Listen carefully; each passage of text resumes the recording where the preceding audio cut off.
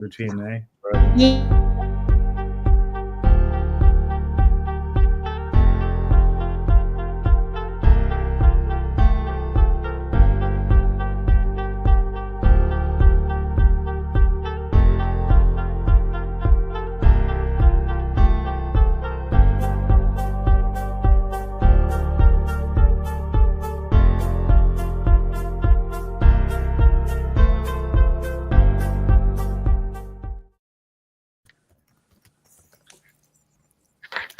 Hello. Alrighty. All Hi, right. everyone. Well, welcome, welcome, Hello. welcome. This is really an honor and a privilege to come together today. Today being Friday, December 27th, 2024. I hope everyone is doing great. We've got an awesome panel for you today. It's going to be really exciting and engaging conversation. We've got some wonderful artists, and we're going to dive right into it. So, my name's Charlie Rich. I'm a board member at Rich Arts Collective, and this is the third episode of our series called Food for Thought. We usually bring food. Since we're doing it virtually, sorry, we're missing that element. But it is lunchtime. Maybe who's ever watching can grab a bite to eat. But one of the things about this series that we love is coming together around food. It brings people together. It connects cultures. It connects our humanity. So we really love that element. And I know we're missing that one, but we've got some other. We're picking it up on other levels. But this is Food for Thought. It's a signature program of Rich Arts Collective. And it's an engaging event series that celebrates the rich diversity of artists in our neighborhood and across the world. It blends elements of food, music, and storytelling, with each installment offering an immersive cultural experience. And so we know you're going to get that today. The initiative seeks to build connections, deepen understanding, and honor the beauty of our shared humanity. Today's panel is called Through the Lens, the Rhythm, and the Word, Art as a Mirror of Collective Lived Experiences. So yeah, we've got an exciting group of artists today. Each panelist is going to shed a little light on their work and highlight some universal themes of belonging, conflict, identity, resilience, wherever they want to take it. And they're going to highlight some of their work, offering a glimpse into how their creative process captures and transforms these lived experiences that we all, live through day to day. So I'm going to jump right in to introducing our panel, but we want to dedicate this episode to Nikki Giovanni, who passed away on December 9th of this year. And I've got a quick little bio that I want to read that I think encapsulates some of her spirit, probably not the level that she would if she was doing it herself, but Nikki Giovanni is a renowned poet, author, and educator whose life is marked by creativity, resilience, and self-determination. Born in Knoxville, Tennessee, and raised in Cincinnati, Ohio, she attributes her love for reading and dreaming to time spent at home as a child, exploring her mother's eclectic library. Her childhood was also filled with diverse music, fostering her imaginative and artistic spirit. Giovanni entered Fisk University through an early admissions program, but faced challenges that led to her temporary expulsion. She later returned, graduating with a deeper sense of purpose. Although her academic journey included stints at the University of Pennsylvania and Columbia University, she ultimately forged her path as a self-published poet. Her bold, militant poetry, as some people called it, gained recognition when she launched her second book at Birdland, a prominent jazz club in New York City.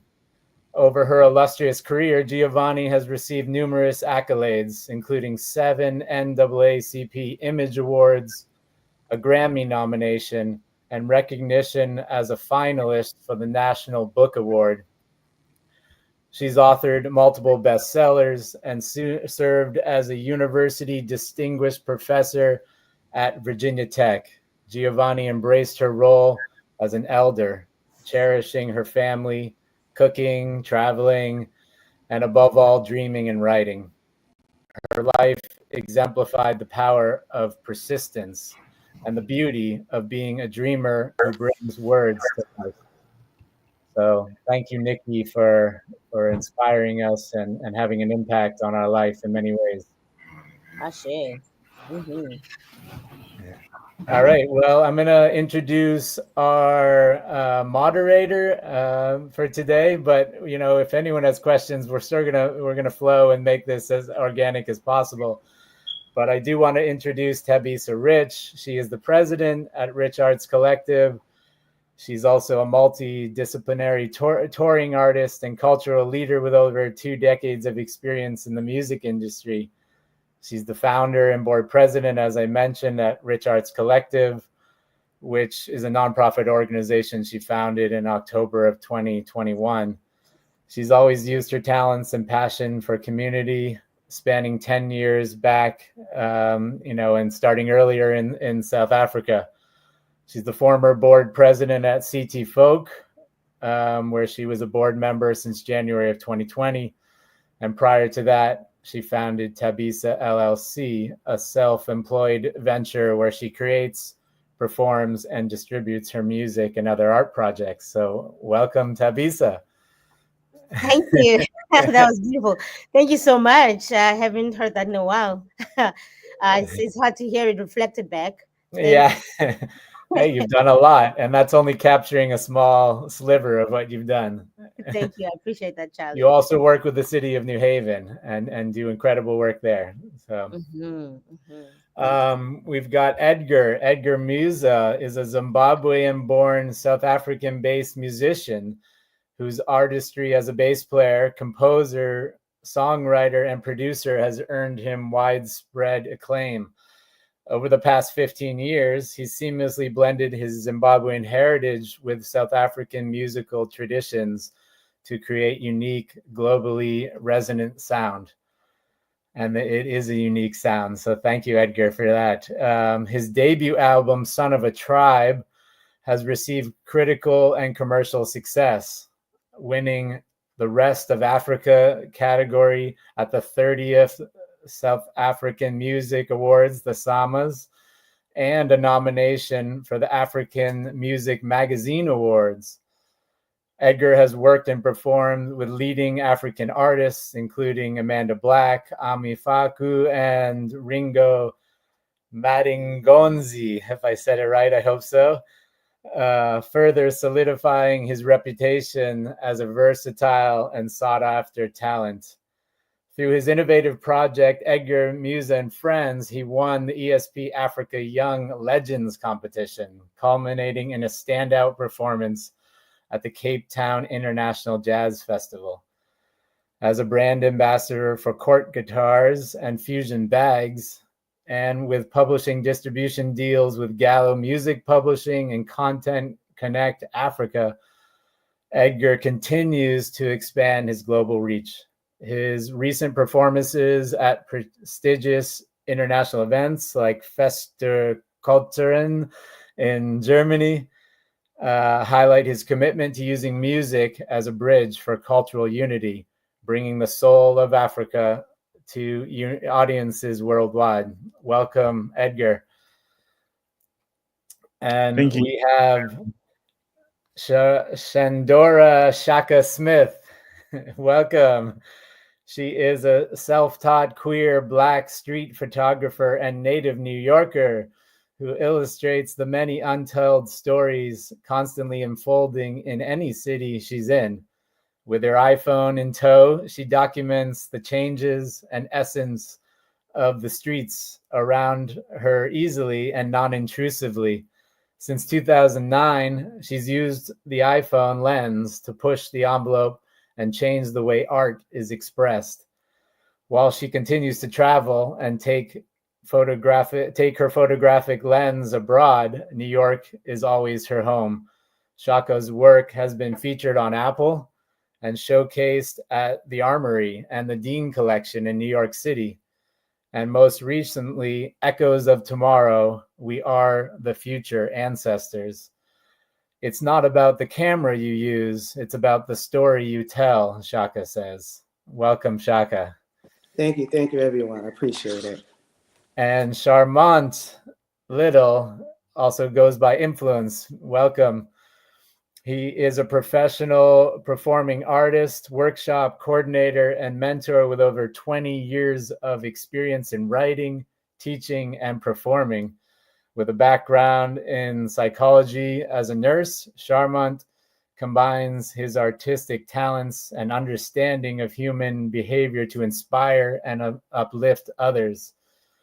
Known for his powerful and engaging performances, he's equally celebrated as an insightful, passionate, and caring educator and mentor.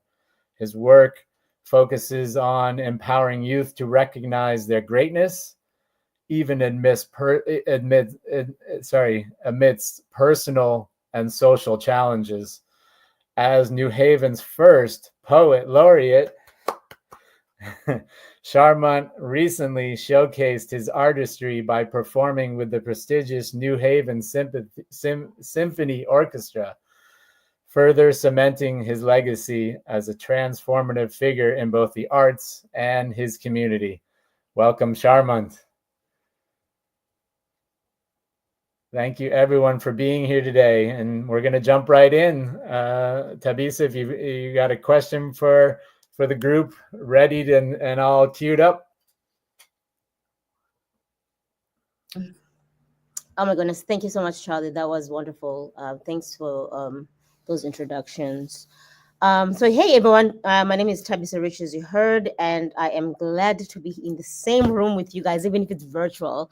I am going to, have a little bit of fun with you guys because I am a curious somebody, and it's just an avid supporter for artists and music and storytelling, and just like really staying in my curiosity, my space of curiosity, and just finding out and expanding my reach mentally in any other way I can possibly expand myself. And having you here, I think is going to do just that, because I want to find out a whole lot more about you guys and what inspires you, what makes you tick, what makes you move, what makes you create the way you create. So I want to live here feeling inspired. I want the people listening to this to feel inspired. I want people to feel like they too can be whatever they put their mind into, and just like stretch themselves and their horizons.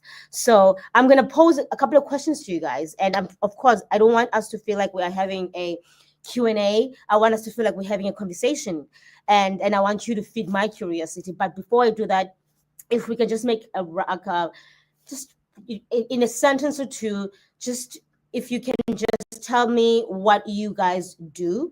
I had planned to put some videos for you guys to have that explain itself, but now we don't have that.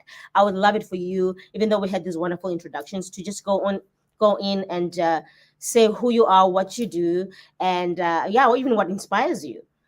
All right, so whoever can start. Otherwise, I'll popcorn it. Shaka, you seem like you're ready. You seem like you want to say something. I'm like, damn, you got to put me on the spot. It's, you know what? I'm here for it.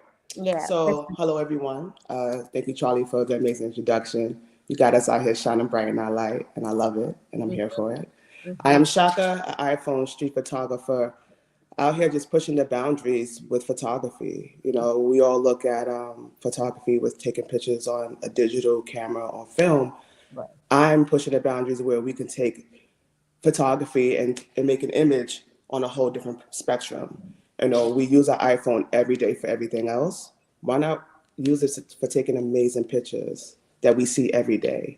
I'm very fascinated with looking at people around me just going about their everyday life, moving and grooving, and they inspire me in a way where, as I'm taking pictures on my phone, I'm also listening to music as well. So for me, it's like I'm a director, or I'm just music director, right? And I'm just capturing these people around me based with the music that I'm listening to. It's like a more of a meditation thing for me. You know, coming from a major big city like New York, the hustle and bustle is real. Like I'm telling you, it's on a whole different level. So when I'm taking the train on a bus, I'm in my own world. And my own world is my iPhone and listening to music and taking pictures and documenting the things that's constantly changing. So I'm like, for me, it's like, okay, I'm capturing everything around me and telling a story and also making history Yeah, as well. makes sense. Thank you for that. Yeah. Oh, that's wonderful. I mean, that is one of the reasons why I really, had to approach you, because I thought that was amazing. Your photos are just stellar, and I could tell there's just life to the photos and how. We're going to talk about that in depth. We're going to talk. We're going to We'll talk talk. in depth, but that's exactly why we were interested in having a chat with you. But Thank yeah, you. Edgar, can you tell us about who you are, what inspires you, and all those wonderful things? Yeah, so Edgar Musa is the name. And what Charlie said in such a beautiful introduction. Thank you, Charlie, for that.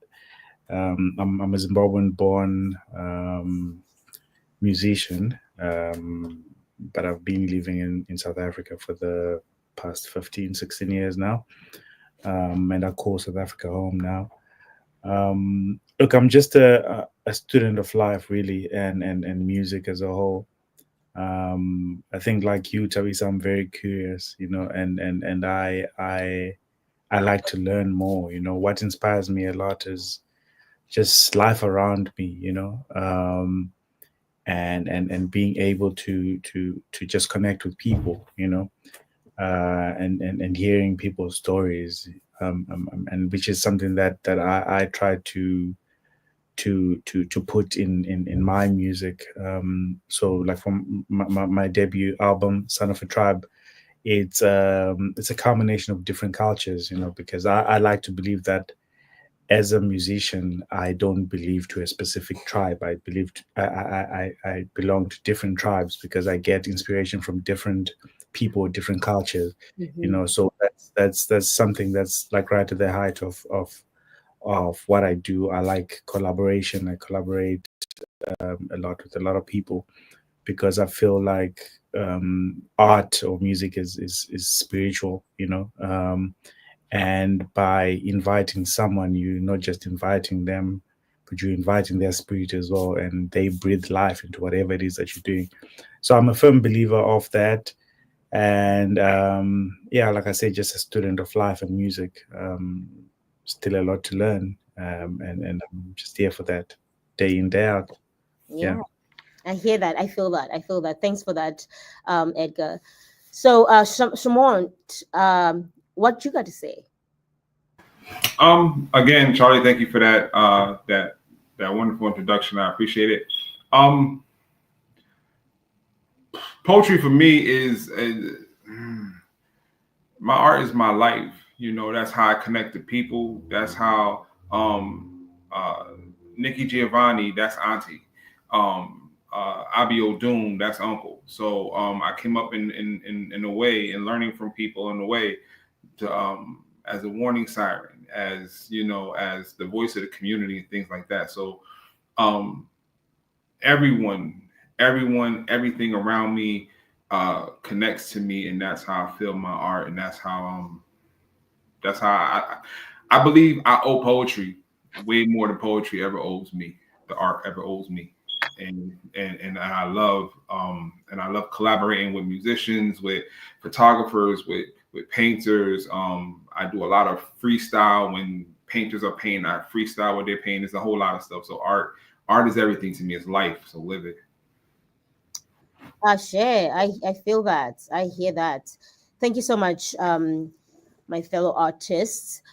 So I'm actually, as I'm listening to you guys, I'm curious about the human experience, which is something, as an artist myself, I always try to put myself in my art, but at the same time, it's not always about me. It's about the things that I've observed from the people, or I have, stories that I've heard. But at the same time, I'm curious about you guys and your experiences, your personal experiences. And so, what role does personal experience play in shaping your artistic expression? And if you have any examples, please, I would appreciate if you put that out there. But I'm really curious, how has your own personal experiences shaped the way you've chosen to express your music? Yeah. No, not the music, not just your music, your photography, and your poetry. I'm thinking about one art form because I'm a musician. So. Spoken like a true musician right there. Yeah, I'm curious about your own personal experiences in terms of like how you put that into the way you express your art, and yeah, like how does that directly affect the way you mold your work, you know? For me, everything I do, I don't have any poems at this point in my life over the last 20 years that I have written that's a fallacy. Everything is something that I've experienced or I've seen or I've connected to someone that it has happened to.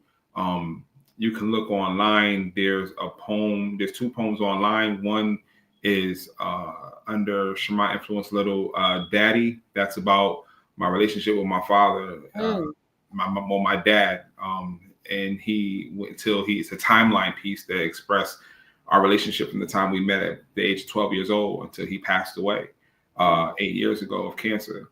And then you have the other side of me being a father, and that piece is called Daughters. And I talk about the connection I have with my daughters just from braiding their hair and what experience that is from being a father that braids hair and how that connection is. So my life experience as a whole, everything around me, from the love piece that I presented with my wife with the symphony, to the poem about Gaza and stuff, all of it, my art is life, is real. Wow, that's amazing. That's really amazing. It just actually triggered me about my own thoughts in terms of my own art, and how I relay my own experiences. Like you talked about your dad, and I think about my mom when I, tried to in my aim. Can you guys see me? Okay, here we go. And I try to sort of, like I said earlier on, try to relay my own experiences, but not all the time it's the case, right? But that does play a big role in how we define ourselves within our own art. But yeah, I'm not the one who's being interviewed here. So yeah. Any thoughts? For me, I connect everything through music. Music was like, for me in high school, was something that saved me. Coming up from Mount Vernon and being a Black queer woman, and then also like someone who loves rock and roll. You didn't see that in Mount Vernon. Like I was teased and taught to, you feel me? You feel me, someone? You feel me over here, brother? So it was different. It was a way for me to express myself. Like I'm still the same person to this day. I wear my rock and roll clothes. I have my look. I have my flow. And music was like a way for me to escape. Yeah. So through music also came unfolding photography. Everything was a picture. Everything's in a frame. Like I see things on a train. I see images here. I see people who may look a little different for other people, but to me, they're like superstars. Everyone in my photos are rock stars. Because they tell certain stories that we bypass every day. Whether you look at someone who's homeless, no one wants to even acknowledge these people that, to me, are like the true real ones. Because living in the streets or whatever is tough out here. And I do my very best to honor them in a way where I don't document them like showing their face, or I just tell certain images that can tap into a certain emotion, bring awareness of like, this is real people around us. How can we be kind and compassionate to others that's around us, whether we having a conversation with them, whether we giving them, food or money, anything. And music was like that type of like inspiration for me and that connection, and a way of me expressing, like I said before, a way of me expressing my emotion. And when I see people in front of me who's going through hard times, music also, some songs you listen to talks about that, and it's a connection for me through that. I kind of like really relate to that. And Mm. when you said that music saved you, I thought you were talking about me, because I feel like it's such a black experience in particular, Mm-hmm. that and I'm sure a whole lot of people, this is a human experience, of course, but particularly being a black woman who comes from a space that I come from, Kwazakele, and with the impoverished life that is quite known to that part of the space, to that space. A lot of young people, this is actually something that happens here in America as well. It happens pretty much everywhere in globally. I would find that there is spaces like that that are systemically put in positions like that. But Mm-hmm. you find that with a lot of young black folks, that they rely more on the art to survive, to be able to make means, and to be able to understand their own lives, right? Absolutely. So I feel like, as somebody who comes from those spaces myself, I feel like that music it became a tool that kind of took me out of that space Yeah. to better myself and find myself and kind of carve my own path, right? Yeah. So yeah, when you said that, it resonated. It's So kind yeah. of like, I'm dancing with my iPhone taking pictures by listening to music. You feel Mhm. me? I feel you. I could get it in. I could get my little two-step in. You feel me?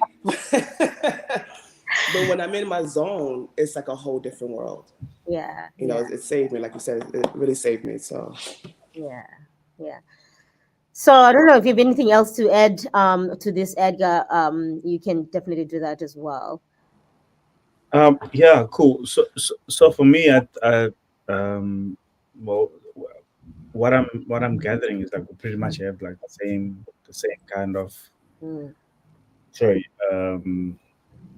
experiences. You know what I mean? Where you use your art form to become part of your life. And I think for me as well, it's like when I write music, when I compose music, I I can't tell stories that I haven't really experienced, or if I haven't met like a person mm, and I relate to their story and I feel somewhat impacted by what they are telling me or what I'm experiencing from them, then I can compose and be inspired to write something based on that. So for me, it's pretty much the same thing, like music that I've written, music that I've composed is um, mostly inspired by my life story, or rather stories, or also inspired by other people. I get to see a person and I see them struggling, and I get to have a conversation with them. What is going on? mhm, How can I help? And that feeling of wanting to help someone, you know, um, then gets to be something that inspires me, or them responding in a certain way gets to be what inspires me to write a song about them. Typically, I have a song that which is one of my favorite songs, that's on my album, a song that I wrote for my mother. That song doesn't have words. It doesn't have lyrics. It's an instrumental, mm, and every time I've performed that song, or people that have come to me and say, "Look, I've listened to all the songs on your album, mm, and I can tell you that Amai is my favorite song. I don't know what the song talks about, what space you were in when you created that song, but for right. some reason, it reminds me of my own mother, or it triggers a certain feeling, that I immediately think of my mother, and Mm, this is something that doesn't have words. It's just an instrumental. But if that instrumental can evoke such an emotion to someone that doesn't even understand or know what does the word amai mean, you know what I mean? Without getting a translation, people would come and ask me, so what does it mean? What is amai? What is it about? mhm, What is it? And I'd say, no, that's a song I wrote for my mother. It's like, well, that makes sense, because for some reason it got me sad. It got me thinking about my late mother for some reason. mm, So for me, I wrote that song when I was in a space where, as a foreign national in South Africa, mm, I was at a point where things were really difficult for me, as a foreign national. A lot of things were happening around, and the only thing that I wanted to do at that time was to pick up the phone and speak to my mother. Right. Like I want to talk to her, just Mm. explain what I'm going through, but also at the same time, I really can't speak to her right now, because if I speak to her, the only thing she's gonna say to me is like, "But why don't you come back home?" Mm. And right now, I don't want to come back home. That's not the goal. I'm still Mission. trying. Mm-hmm. You know what I mean? Yeah, I'm on a mission, and this is the mission. This is what I'm trying to do. So I don't want to go back home. And then Right. I had to channel those feelings into writing a song. To express how I felt at that time. So for me, it's exactly that. It has to be something that I experience, or something that I somewhat connect with another human being. And get to write about. I've written music about humanity, like hate crime, black on black violence, xenophobia, things like that. And those things are again inspired by the things that I see as a foreign national living in a foreign land, Right. where you experience that xenophobia, and you sit and you think, but till when are we gonna go through this black on black violence, this hate crime? When is this gonna stop? And instead of me going online and writing a status about it, and obviously people are gonna give either backlash, or they're gonna look at me in a different way. Why Yeah. don't I channel that into a song? And it just comes to me. I write, and then when I release that music, it then inspires other people, to look at it differently. So that, I think, that's my experience. That's how my personal experiences get somewhat embedded into my music. Wow. Yeah. Wow, that's amazing. That's amazing. I mean, a lot of things are going through my mind as well. When you were talking about, well, a couple of things, but when you were talking about how other people like wrote my song, which is just an instrumental, but people feel this in different ways, and it kind of brings me to the next question. But also, I was also just thinking to myself, because my mind goes everywhere. I was thinking about, who do I have enemies? And I thought, yeah, maybe I do. And the enemy that I have is someone who doesn't like jazz, because it doesn't make sense to me that you don't like jazz. And and I'm sorry, jazz haters, okay, because it doesn't make sense to me when someone comes up to me and says, "What are you listening to?" And you tell them, and it's jazz, and they go like, "Ew." And I'm like, "Are you okay? Do you need me to book you a doctor or something?" Because it doesn't make sense to me that you would not appreciate the beauty of music. Yeah, And jazz is cute. Jazz can be it could be real classic. It could be real it's cute. eclectic and It all got of a that. I mean, vibe. You know what I'm saying? You it's have Another cat good. out here jazzing it up. you Right, right. have you to me, if you don't like jazz, you really haven't listened, because jazz is not one sound. Even though there's only 12 notes, like, jazz is so eclectic. And whether you're listening to my friend Christian Sands on the piano, or Hmm it's crazy, like, man, please, you gotta love jazz. It's That's crazy. a fact. Word. And I was thinking about what you're talking about, being an immigrant, and myself being one in this United States of America. Life is it made me gain a whole lot of appreciation of what it means to be somebody, not just on the or within the diaspora, but yeah, someone who settles somewhere, looking, creates a space and a home for themselves in a different place that's not necessarily their homeland. It really shifted my mind, and it gave me such a great perspective and appreciation and respect to those that do the same thing, because there's nobody that I know, I think. And also, obviously, this is absolutely biased, but I don't know anybody who works so hard as someone who is coming to start a new life for themselves and their families, than somebody who's uprooted themselves from their homeland into a different space. So it made me really gain such great respect for that, and really pushed my horizon to advocate for the immigrant community and the people in the diaspora. And that's one of the reasons why this platform was created, to be able to bring people together, and just like fill that gap that is within our community. And that brings me to the next question. So art often connects individuals to larger societal issues. How do you think art can help bridge gaps between communities with different experiences and perspectives? That's a mouthful, right? I think it's different. I think it depends, Mm. because no matter what the art is, no matter how great it is. So one thing about art has always been the collector of movement and time since the beginning of time. Art has always been the collector of anything that's happened in the world since the beginning of time. Art, even from hieroglyphics on walls, it has been the collector of information of time. But if you do not pay attention to it, you still can't connect or bridge any gap. So it all depends on the individual that is looking at the art, if they have their mind open up to understand what jazz is, or to understand with feel it. How can you say that you're a real photographer when you use an iPhone? Well, if you haven't opened your eyes to see the images and see the detail and see what was actually, you wouldn't understand. That's not a gap. That's not a conversation you can have because you haven't opened your mind. Or if you listen to the poem and because it's not your typical college literary piece and it's based in spoken word, which is based in urban struggle, if you don't open your mind to it, then you're not going to be able to connect the bridge and hear what I'm saying. So it depends on the person, but it can, if you open your mind and you're willing to take in something else besides your own selfish perspectives. Right. Brother, you better go ahead. You better speak. I mean, it's also you better speak the truth. Right. Yeah. Open your mind. Be curious. That's what art is about, anyways, right? It's a way of like seeing the world differently, or seeing the world how you want to see it. You know, art is very free. To me, it is very free, very open, and it has a way.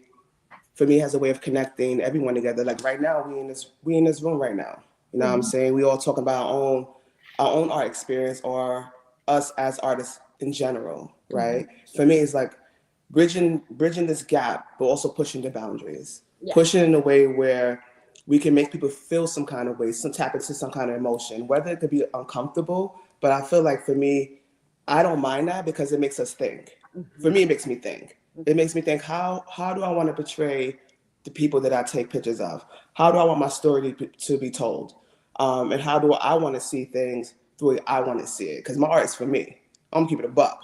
People who like my art, I fucks with y'all. I appreciate y'all. But at the end of the day, it's my diary. It's my story. It's how me expressing the way I see things. And if it can bring people together on that level, I'm here for it. Yeah. I feel that. I absolutely feel that. I hear that. Wow. So I hear a couple of themes here. I'm just trying to also be an engineer, multitasking. You doing it. You doing it, girl. Multitasking. Yeah, I mean, you said something important there about opening your eyes, opening your mind, and a lot of people do tend to. I've noticed, even though I think there is a wave of people opening their minds and hearts to different perspectives, as well as just opening up to listening in to other people, where they come from and how they approach life, and also just really leaning into the arts completely, because not a lot of people are people that enjoy the arts because they think that arts is for certain people, the elites, those who have money, those who live in certain places. They don't understand that we create this. It's not a thing for a certain class. It's for humanity. We were born with it. And you mentioned earlier on as well, like, I mean, back in the cave days, you would see all this artwork and from our ancestors. We've always spoken in ways that weren't necessarily in words. We danced to beats, to the drums. We've told stories. Stories when written, especially within our African communities, weren't necessarily written down, but they were told to one another, and they morphed with time. So, like, art has always been a part of us. It's not something that is new and that is for some people and not for others. And when it comes to that jazz, I feel like and Shamont, you do workshops, which is lovely, because I think that's another layer that artists tend to have, which is teach their art to make people understand what it is about. In fact, on your case will be poetry. Teach people the structure of poetry so that they understand, so they can gain a different view on how to enjoy it and just serve the art form, as well as music. You want to say something? You want to add? Yeah. The aspect of and for lack of a better word, the gatekeeping of other art forms, thinking it's for the elite. That was my reasoning for wanting to go headfirst into the symphony that I the symphony show that I did, because when I first went into a symphony program, it was predominantly all white people, from the musicians to the audience. And when I was approached by Perry So, who was the new director, to do this, my main goal was to make sure that my people, my followers, the people that support me, made sure they come, because they had no idea how much Black artists have had an imprint on the symphony, on composing music and things of that nature. They had no idea.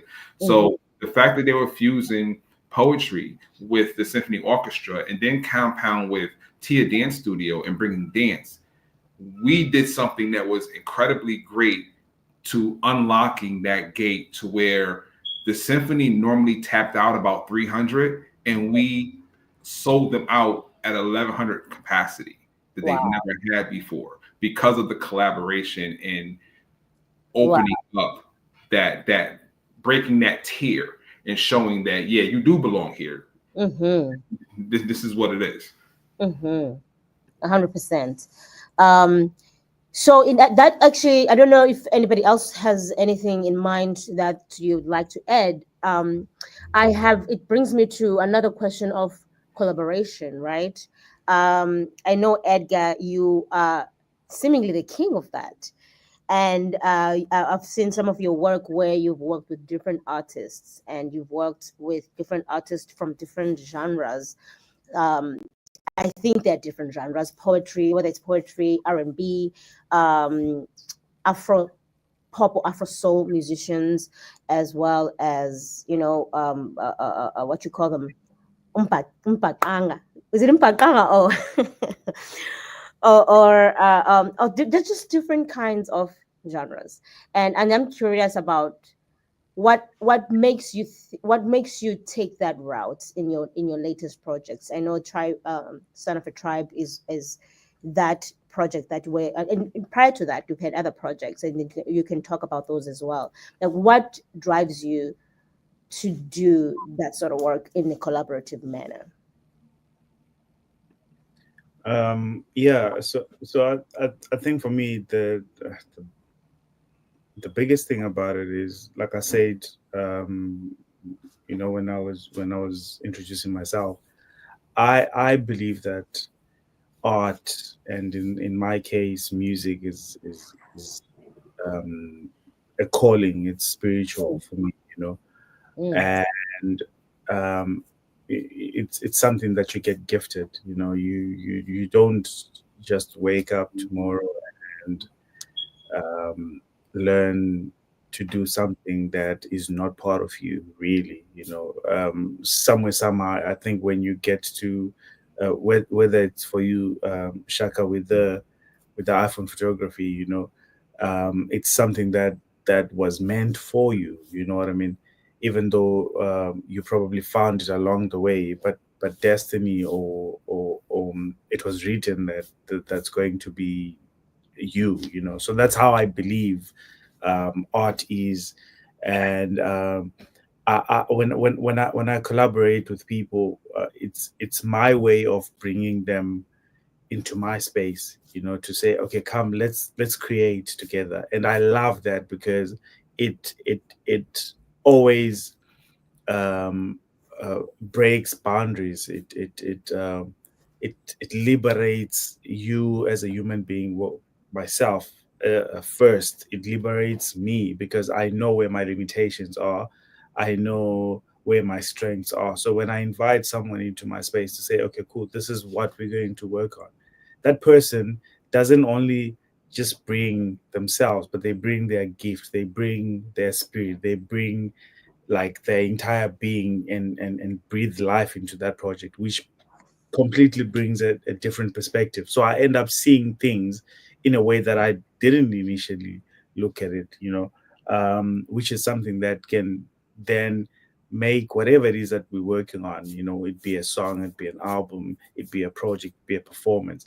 It just it elevates the standard, because the moment that I open it up to say, please bring your gift, let's work together on this, and then you bring your ideas, those are ideas that I didn't have, and those ideas that will make a huge difference. Things that I didn't think of. You would come and say, "How about here we do this? How about we do that?"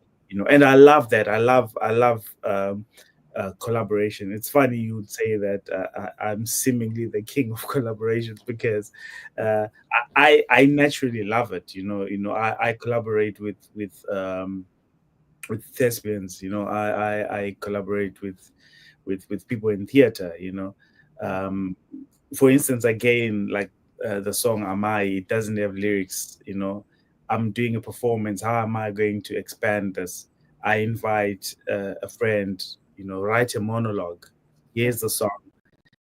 I'm not going to tell you anything. Let it inspire you. The song inspires him. He writes a monologue. He comes back to me, and then I'm listening to him do this monologue, and I'm thinking to myself, you are telling my story, but I didn't tell you that this is where I was when I wrote the song. You know what I mean? So that's the power of collaboration. Again, it's like it validates those things. Like, okay, so I wasn't crazy when I was writing this, or I wasn't crazy when I had this idea. So that's the beauty for me that I find in collaboration. So I love experimenting. I love bringing art forms together. I have on my album, I have poets on my album. I have vocalists from like different genres. Some of the vocalists that people didn't even think could do the kind of music that I do, because I love experimenting. And when I write music, I have a specific person in mind to say, I think Tabisa would kill the song, and when I reach out to Tabisa is going to immediately say, I love the song. You know what I mean? So it's like it just opens up the space, for growth, and also to elevate the standard at which you were working. Because now when you keep it to yourself, and say, oh, I know everything, this is my music, this is how I feel, and you know what I mean, it doesn't really then do justice. Yeah, you might have a way of doing things, but it doesn't mean inviting other people into your space can take away from. But what it does, it elevates it. For example, with Son of a Tribe, like Charlie was saying in the intro earlier, that the album won the Rest of Africa award at the South African Music Awards earlier this year. How I look at that, I might be the person that is on the award. The award has my name engraved on it, but to me, it belongs to everyone that worked, because they all poured their hearts, souls, and gifts onto that album. Maybe the album wouldn't have won if it wasn't for a specific song that had that specific person. You know what I mean? Maybe it wasn't going to even make an impact if that other song that has so and so, that has poetry, for instance, if that song was not there. Maybe that's the song that everyone that was judging the music fell in love with. You know what I mean? So for me, I feel like collaboration then elevates. It's a way for us to push each other. You know what I mean? Push each other and broaden the space, break the boundaries as well. Yeah. So I love that. I think that's my biggest thing when it comes to collaboration. And also, just to add to that, like learning so much about other people in different cultures, because that's a big thing for me. I love learning about people's cultures, about people's spiritualities. So yeah, it fascinates me. I think now I'm the one that's curious, not you. Hey, that's my line. But yeah, you're so right. You just like hit the nail on its head. And I usually say these things wrong. I only say words around, I turn them around. I'm glad I got it right, Charlie. Right? But I always talk about collaboration, and I always strive to open myself to collaboration too, because as artists we are so consumed about it's my work, it's my ideas. I want to, I want this intellectual property to be mine, mine, right? And it may feel or seem selfish, but I think that just has been a culture that has brought us to that kind of thinking. And I can see us now, sort of moving away from that. And we realize that we can't do this life in isolation. We can't do this life. And by isolation, I don't just mean physically, but also within ideas. Our ideas, they flower up when we share them with other people. We talk about them and get other people's, opinions and perspective on that very same idea, on those ideas, which really, like you said, you mentioned something about growth. And you can only grow when it comes to collaborating with people, rather than if you just do things on your own. And I know this for myself as an artist who is getting into a space where I am opening myself to collaboration, and in a real way, not just talking about it, but actually allowing other people into the space of my creative in my creative space. And it's not an easy thing, right, if you're not somebody who's used to it, but it's such a cathartic experience to really embrace something that's may feel uncomfortable and something that you're not used to. So I think that is something that I too will encourage artists in our community to do, to be able to work in a collaborative way and really understand that no one is stealing no one's thunder. We are adding value to one another. And in fact, what's wrong with bringing someone into your light and have them shine next to you? It doesn't take anything, but instead it shines even brighter, right? So yeah, I'm gonna move on. I can see that time is not waiting for us to you want to say something, Shaka? No, I'm just flowing with the vibes, So if you Okay. have a question, once you throw that question out, the mic is gonna be out. You know what I mean? Yeah. Feel like I'm ready to go in. I'm ready. I love that. I'm loving the energy, guys. And yeah, so I mean, I'm gonna probably have about one or two questions, and I want you guys to tell the audience eventually your handles and everything that you'll be working on. But I'm more curious about your challenges. Like, what challenges do you face as an artist when trying to depict complex, multifaceted themes like conflict, identity, and all sorts? How do you navigate those challenges through your arts? For me, everyone looks at iPhone photography as not like taking images that's real. If you're not rocking with a digital or film, they look at the image like it's not real. It's not real photography. Right. Like I said before, I'm here to push the boundaries with image making. It's not about the camera you use. It's about the story you tell. Ooh. And when I say that, I really truly mean it. I'm here to let everyone, especially Black queer women, know who wants to take pictures of the streets. It's possible. It's doable. If you have a vision, you have a dream, and you believe in yourself, you could do anything. You could do absolutely anything. And I'd be damned if someone tell me that what I do is not real. Yeah. And that's what I'm here to really talk about, is really shining a light 100%. on photography. Shine like I'm out here like Gordon Parks. He's self-taught. You know what I'm saying? Yes. So if I can stand in my truth and tell the world today, like, right, you can do anything. You can take images with any kind of like technology or camera. Right. Just do it. So right. So that I can see that as part of the complex I don't know if I'm going to say feelings, for the lack of a better word, that you may have when it comes to people perceiving your art as not real art because of the medium you choose to use to express yourself. But I can see that as a complex thing that you can, try to deal with and try to either show to people that, hey, this is art. Look at these images they're telling. It's not even about how I took them, but it's about the eye and what I'm seeing. Absolutely. And images that are produced after the fact, after you've edited them, in the way in which you chose, with the lighting, the space, humans that are behind those the lenses. So I'm curious if you can just go in a little bit on what is the story that you are telling? Because I've seen some of your images. I see homeless folks. I see some fun, funky vibes on some people that look artistic themselves. I've seen, normal people going to work at the subway. Like, what is the story you are trying to tell about these people, about your art?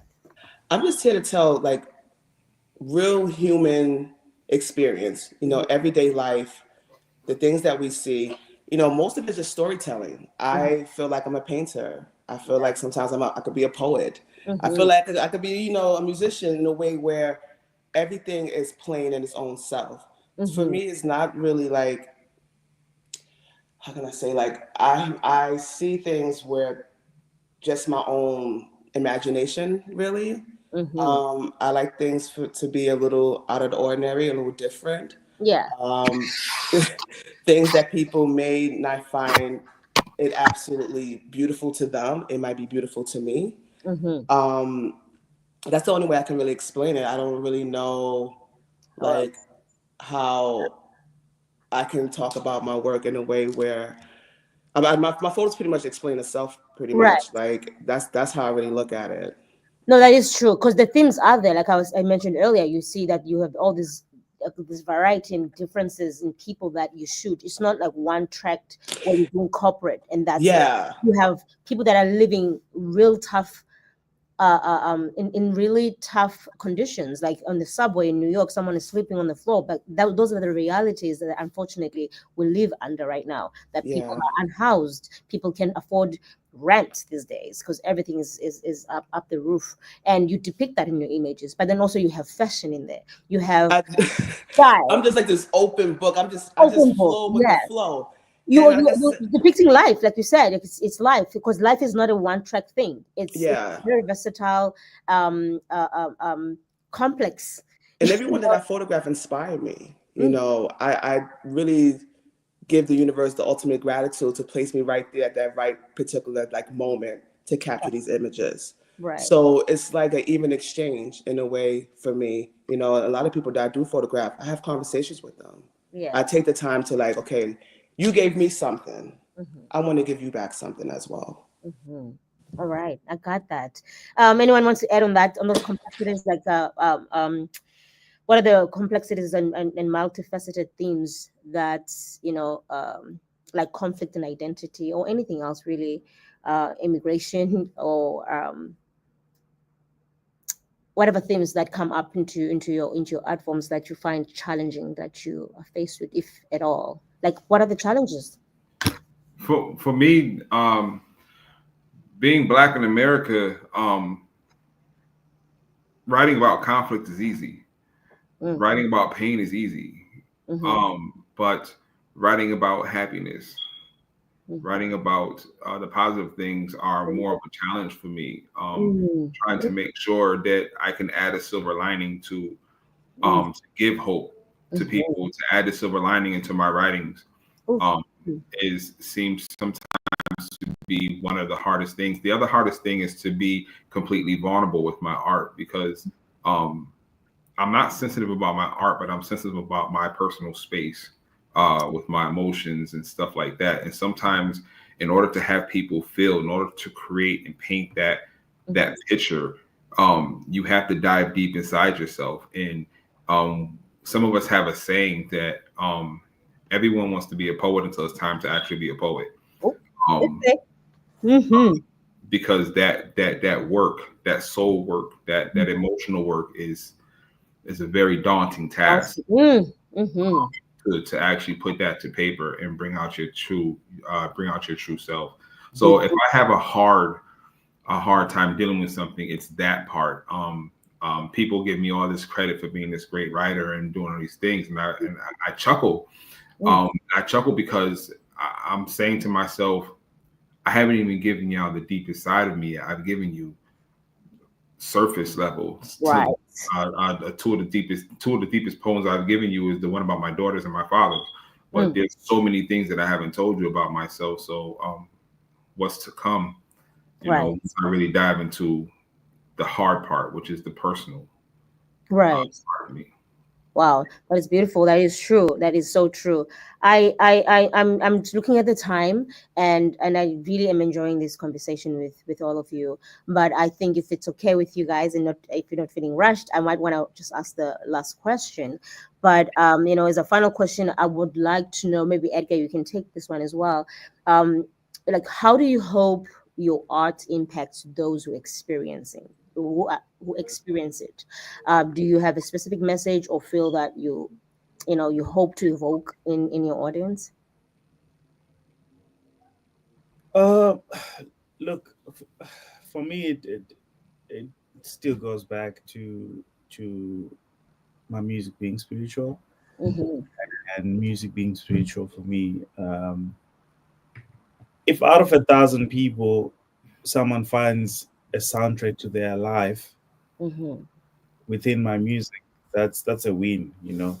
Mm-hmm. Um, and and I try and I think be honest about it. I try and be honest with my music in a way that someone has to relate to this, because I'm not making up a story. I'm not writing fiction. Yeah, you know what I mean. When I'm talking about stuff, Mm-hmm. um, when I dive into songs like Nzimu Mkuru, I'm writing about um, a hate, hate crime. I'm writing about xenophobia, things that people go through. You know what I mean? Maybe in that moment and in that specific time, I Mm-hmm. am speaking to an immigrant, that might be going through the same thing, Right.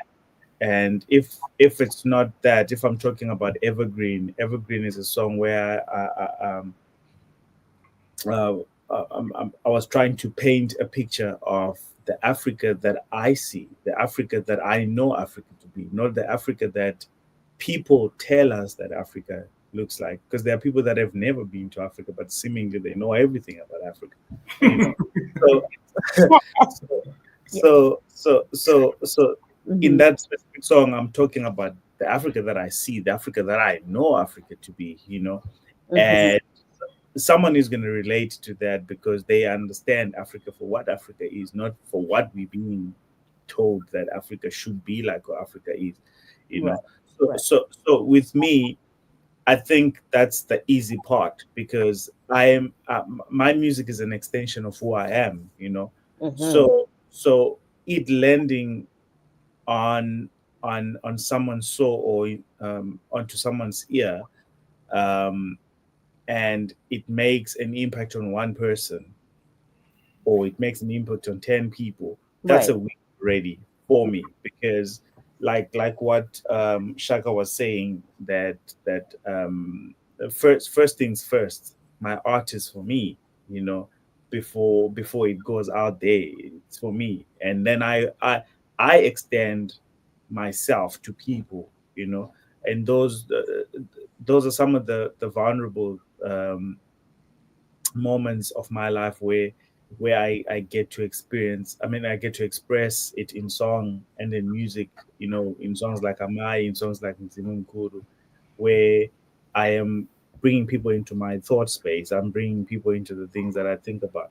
So if they do relate, that's great. If they don't relate and only one person relates, that's amazing. So I never really put myself um and under that pressure, because I know I'm talking about things that are an extension of who I am. Right. So I don't know if that makes sense, but yeah, yeah, that's my Absolutely.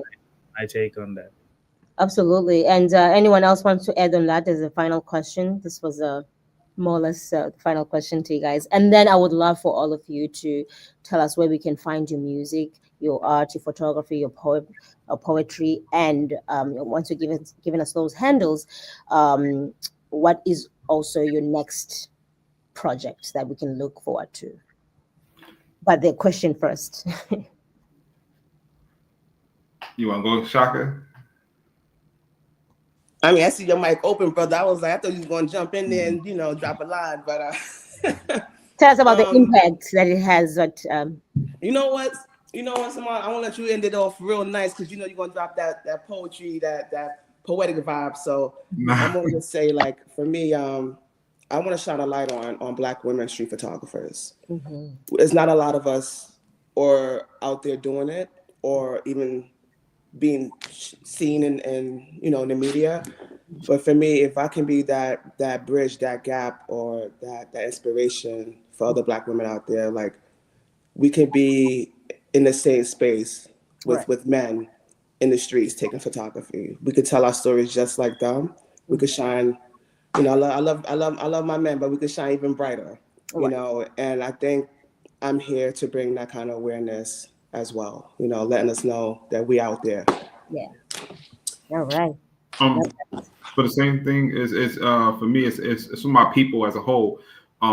Because coming up, where I came up, I wasn't told that I can be a poet. I wasn't told that I can supplement my nursing income with poetry. I wasn't told these things. I was talked about basketball, football.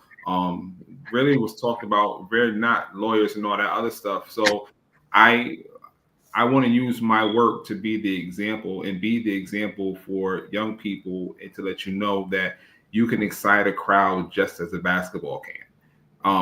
And being intelligent and being literate and loving words it's a thing. Like it's real. And you can have a good time and enjoy life with it. Just be an inspiration and be a light to talk about, to be your authentic self. Regardless of what no one else thinks about you, be your authentic self. Say exactly what you want to say, how you want to say it. Poetry is one of the only forms of art that I know that when you get up and speak, that people listen. That like they, and whether they like it or not, they may tell you whatever, but they listen. Yes. You know? So yeah, I mean, that's what it is for me. And you know what? We are always happy to listen and don't judge. Okay. Thank you so much. I appreciate all of you for your time. Your time is invaluable. And for you to come on here in such short notice to close off this year with us here at Rich Arts Collective means a lot to us. And by you being here, you are contributing to our growth and to solidify our mission and expand our reach with the work that we want to do for artists, for our communities, and the people of the diaspora. So I want to say thank you to all of you for giving us this time and sharing yourselves with us and the rest of the world. Thank you for coming. And I think now I'm going to let Charlie close us off, but I am grateful again. Thanks for people that are watching and giving us their ears and eyes to, sharing this wonderfulness that we've just enjoyed here with you all. So thank you so much. And hopefully we can get to be together in the same room one day, someday. Yes. Thanks. Wow. This was incredible. Thank you so much. I got a front row seat to this amazing conversation. It was awesome. I loved every minute of it. And wow, what a way to end 2024 with such insight and inspiration. I loved every minute of it. Before I say all my thank yous, can we just go around and have everyone say their social media handle or the best way to find them? Thank you. Thanks. I'll start off. Influence. I have a company called Influence A Life LLC. So my social media handles, you can find me under Influence A Life on Instagram and Shermat Influence Little on Facebook, or you can go to influencealife.com to find me and all my media handles will be down there. Thank you.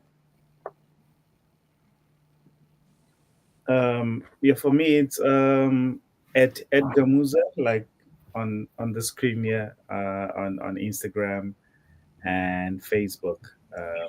Those are the platforms that I use mostly. So it's at Gamuza. Looking forward to connecting with some new folk. And for me, you can follow me on Instagram at Shakadelic, or you can hit that website, shakadelic.com. Let's connect, let's make magic happen, and let's continue bridging this gap and inspiring one another. You want to spell Shakadelic? Shakadelic,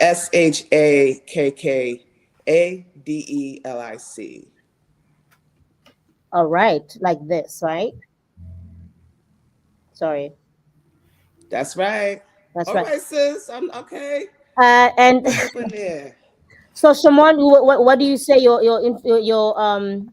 what influence? it's influence underscore a underscore life. Just so, because I want to plug you in there as Yes, well. Yeah. yes, that's it. All right. Well, thank you so much, everybody, for being here. We appreciate your time and efforts and this Awesome. wonderful conversation. It was a Yeah. true pleasure. No, Honor. thank Thank you. you so much. Oh, sorry.